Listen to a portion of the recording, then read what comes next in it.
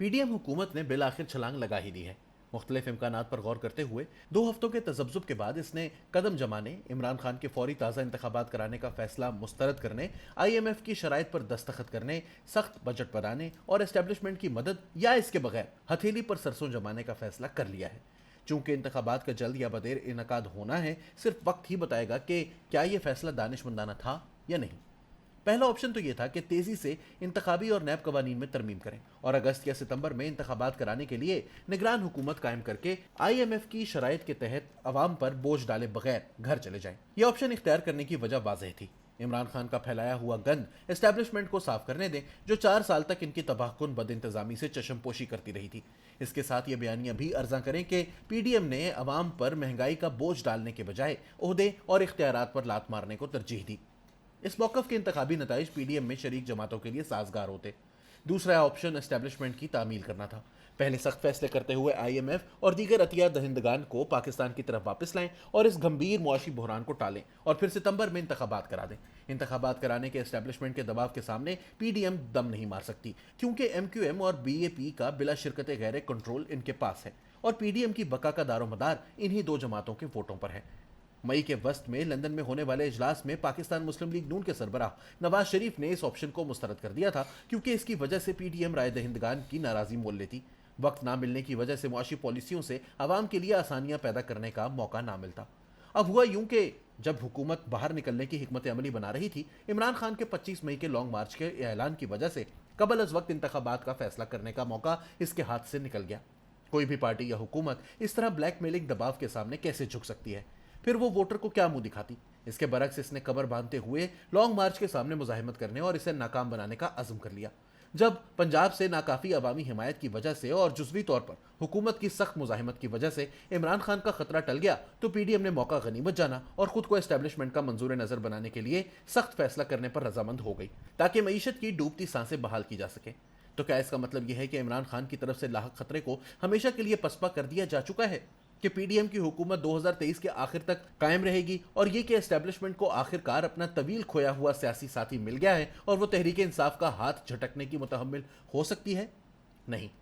2 अवामिल ऐसे नताइज के परखचे उड़ाते हैं। पहला, इमरान खान अपनी जगह पर मौजूद हैं, उन्हें नज़रअंदाज नहीं किया जा सकता, क्योंकि वो मकबूल हिमायत हासिल रखते हैं। इनके हामी बहुत पुरजोश और पुरज़्म हैं और ज़िंदगी के हर तबके में इनकी नुमाइंदगी मौजूद है। वो किसी भी आम इंतखाबात से पहले, इनके दौरान और बाद में किसी भी निज़ाम के लिए मसाइल पैदा करते रहेंगे। दूसरा ये कि एस्टेब्लिशमेंट के अंदर दरार है।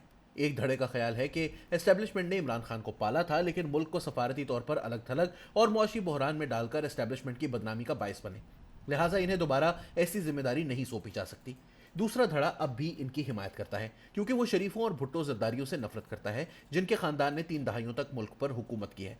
ये धड़ा चाहता है कि इमरान खान खेल को गर्म रखें। यह अपने मकसद के हुसूल के लिए एस्टेब्लिशमेंट के अंदर इख्तियार की कशमकश में मसरूफ है, ताकि अपने अहदाफ हासिल कर सके।